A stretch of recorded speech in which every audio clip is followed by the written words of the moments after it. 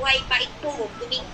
Masami nga nagabayan in pusa rumay pertussis pagkatapos in Taiwan. Mas tapat nga Domingo halin sa umpisa in pagtulog. Mas masami at mas nakakamatay o mga komplikasyon sa mga gabsag at mga ilunga kumpara sa mga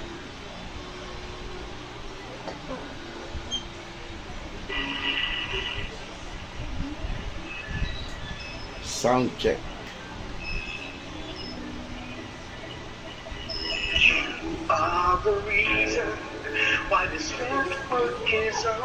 Para sa padayon niyang pagtao, ikalingawan ang kasadyahan sa mga tagapagpamati. Robombo.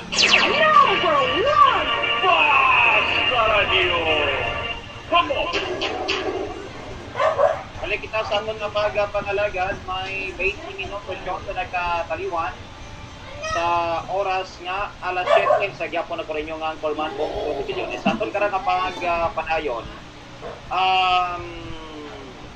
Try na ito nga interview magkaroon sa pagpagalagan dato dong ano man, dong Federation President, no? Raya Karanga Alliance of ano nga ra?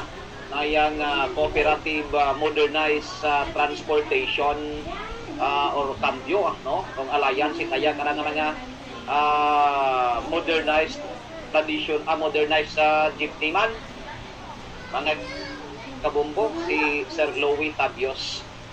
Andang kalaban kararo mga unconsolidated sa dara mga consolidated traditional jeepney sa National Capital Region naga sa nayang Luzon area, mga kabumbong.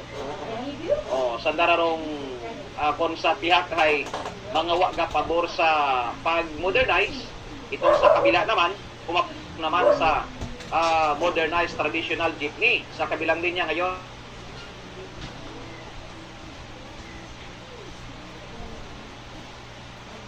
ang pagandang gabi, live tayo sir sa Bombo Radio Kalibo. Good evening.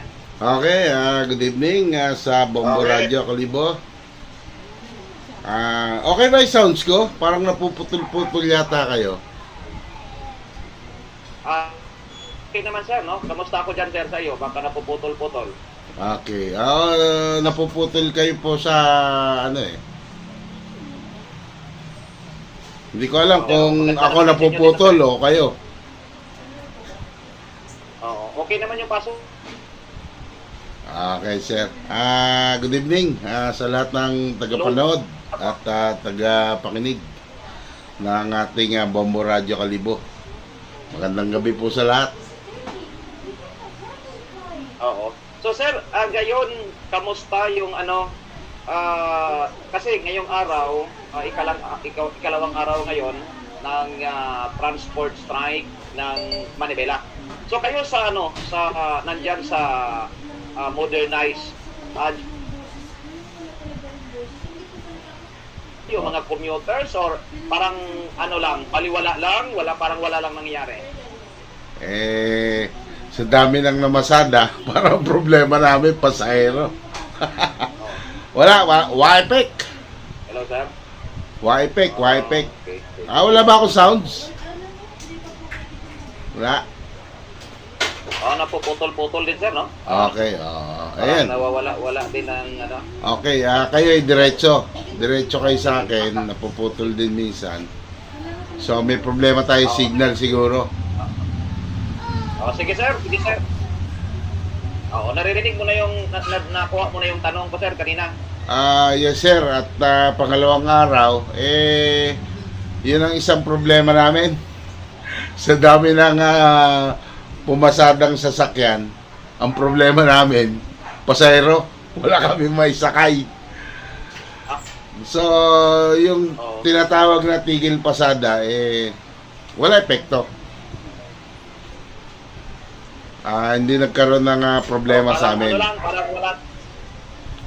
Parang hindi nga masabing normal day na may biyahe Kasi sa dami ng lumabas na pamasada, hindi naramdaman yon. Kasi totally, nung dapat Mayo 1 pa nga sila tigil pasada. Kaya wala na dapat ibanta na tigil pasada. So, yung mga hindi nag-consolidate, Oo. wala tayong ano dyan. Wala na tayo siguro magagawa dyan, kundi siguro may advice na lang Sabi ko natin. nga kanina, Sige, sir. Nawawala. oo. Okay, nasasabot tayo ating signal. So, pagpunuan yung mga modernized jeepney, ibig sabihin, talagang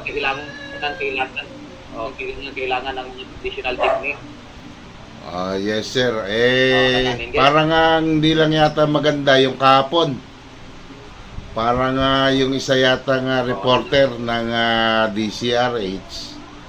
Hindi natin alam kung totoo o hindi. Pero hindi naman siguro magkakaroon ng MBC, DCRH ng ganong reklamo kung hindi nangyari yung sa isa nilang reporter. Oo. Napanood ko yun eh. Napanood ko yung yung sinabing parang sinaktan daw yung isang reporter ng na yun, nag-uulat na parang sinaktan daw ng ng mga nagrarally na mga miyembro ng ng Manibela. Opo. Sa totoo lang, hindi naman dapat si Chairman Guadis ang puntahan nila eh. Dapat ang puntahan nila yung Malacanang kay Pangulong Bongbong Marcos. Kasi nag-utos na si Pangulong Bongbong Marcos na tuloy na yan. Diretso na yan, modernization na yan. Tuldo ka na yung consolidation. O, di sana yung mga supporter nilang mga kongresista isama nila doon sa Malacanang. No? At parang barking the wrong tree nangyayari. Ano ba magagawa ni Chairman Guadis? Pangulo na ng bansa nag-uutos sa kanya. Diretso ang consolidation, diretso ang modernization. Susunod lang din niya kasi under si Chairman Guadis ng ating Pangulo. Yun lang siguro may advice ko sa kanila. Oo.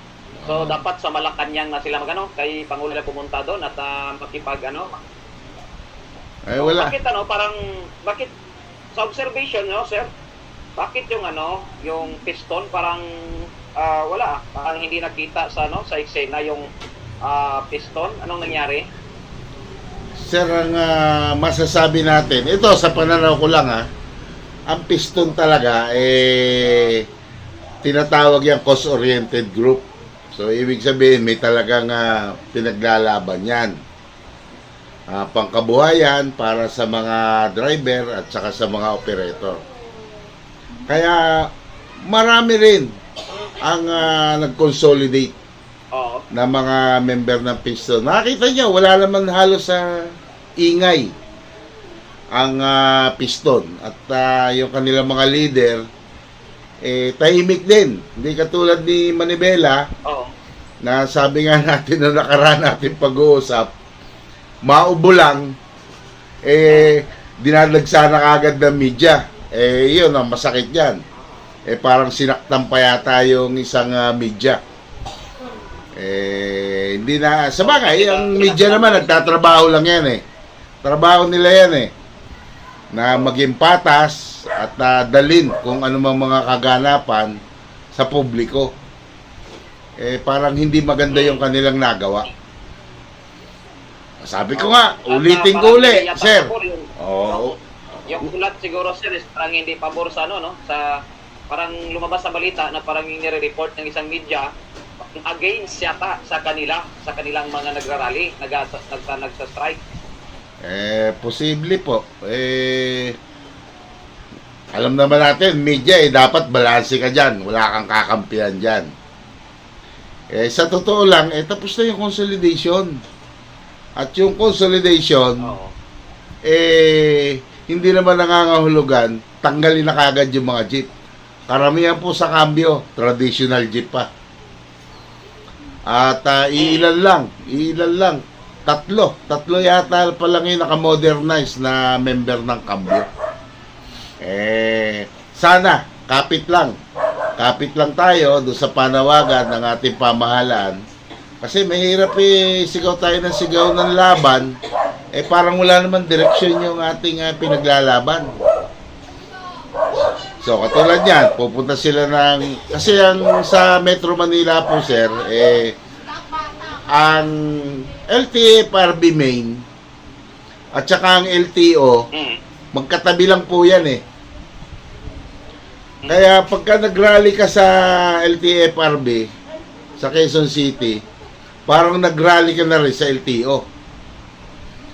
At ang LTO naman, wala namang ang LTFRB naman, wala namang kapangyarihang mag-impound dyan. Ang nag-i-impound, LTO. So, ganyan. Kaya, so, ibig sabihin parang wala nang saysay. Pagka yan pinayagan pa nila nung sinasabi na, nung sabi nung isang kongresista na misinterpret ng Manibela, ang sabi lang naman baka pwedeng pagbigyan ng 1 taon. Ang sabi naman ni Chairman Guadis, possible pag-aaralan. So, ibig sabihin, wala na tayong kaayusan. Pagka yan hindi pa tinuldo kanyang consolidation na yan. Hindi na tayo makakapag-level up. Yan na lang yan lagi. Kung yan ang babantayan natin si Manibela. Na sinasabi nga na 20% nga lang yan. Totally, sa Metro Manila, ayon sa datos ng LTFRB, marami nga ang hindi pa nakakonsolidate. Pero mga maiksing ruta lang yon na pwedeng daanan ng mga mahabang ruta. Pero sa buong Pilipinas, sabi nga, 80%, 82 pa nga ang sinasabi ni Yusek Ortega na yan, 82% na ang nakakonsolidate buong Pilipinas. So, maingay lang dyan sa Metro Manila. Pero, sabi nga natin, yung ibang nakikiingay lang dyan, mga nakakonsolidate na rin. Kasi karamihan dyan, yung mga driver lang naman So, yan, parang hindi malinaw sa orientasyon ng Manibela. Parang ikinatutuwa pa nila na walang masakyan yung mga pasahero. Ano kaya sa tingin nyo nangyari kay... Napuputol kayo, sir. Kung sa piston, kanina nga, yung tinatanong nyo sa piston, malamang, karamihan yan, nakakonsolidate din. At kami may mga nakasabay din, kasi sa parte ng Cavite, karamihan yan, basta Cavite, Calabarzon, sa Lipa kami. Yung interregional, katulad ng mga lumalabas ng pumapasok na NCR, sa main yan, LTFRB, nag-aasikaso ng mga dokumento. Kaya karamihan ng Calabarzon, doon sa Lipa. Doon po yung namin. At may mga nakakasabay kami ron ng mga piston. So, ganun po, sir. Hindi naman naging sir, naging punuan yung mga mga jeep ninyo kanina, mula kapon hanggang kanina. Hindi naman naging punuan. Hindi naman maganda yung naging kasi unang-una holiday. Wala eskwela. Oo. 'Di ba?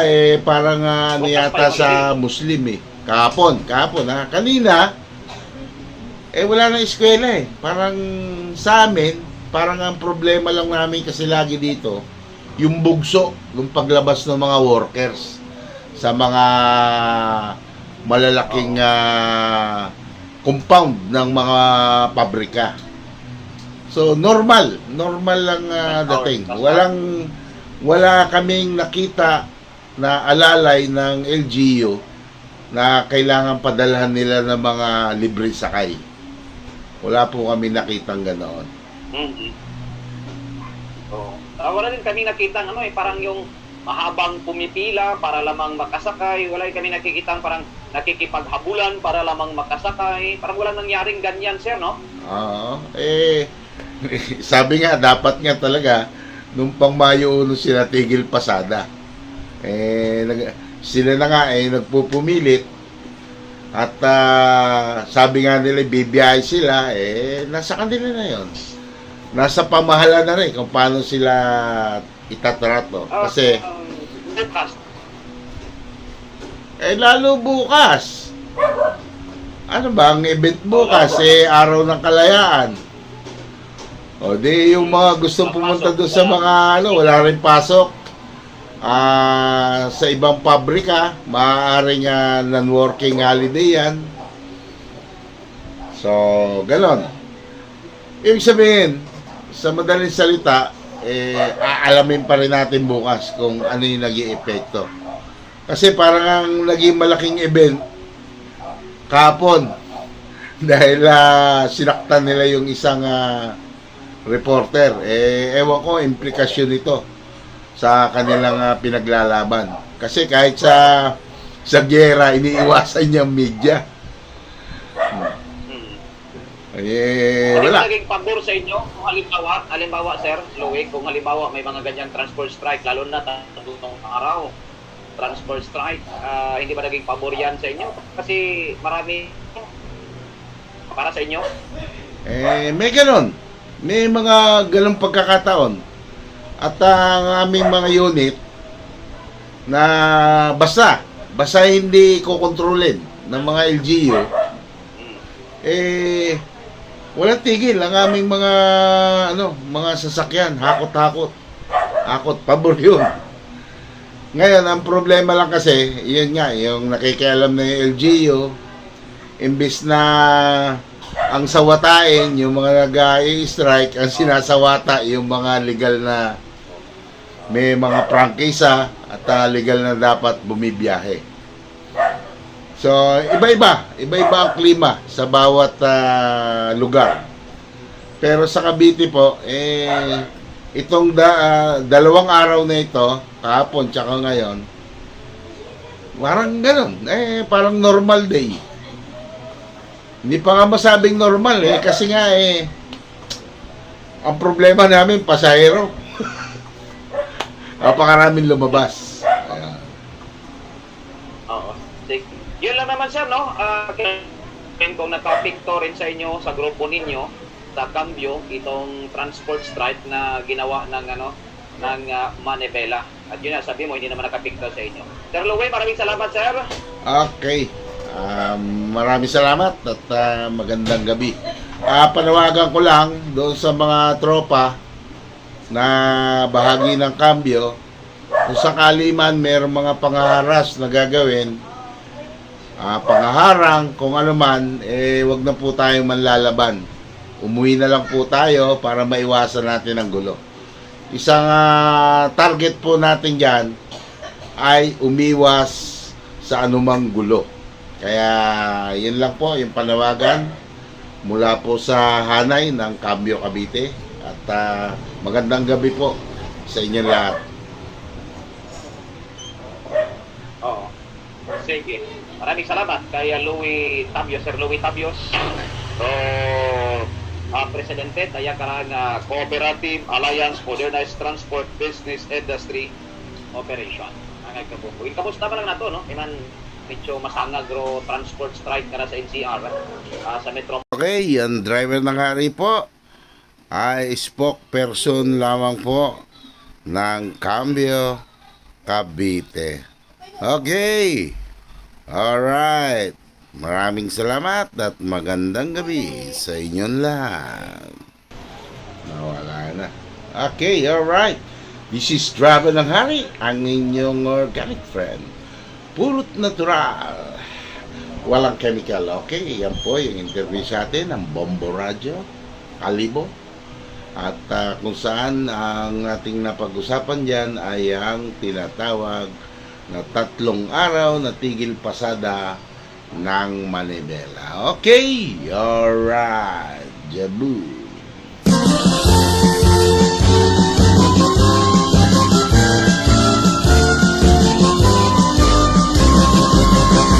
Narito ang pambihirang kilusan, ating daan tungo sa kaunlaran. Ang iwan nito ay pagtutulungan, kasi Kasipagan, pagsasaliling, pagkakapakilan.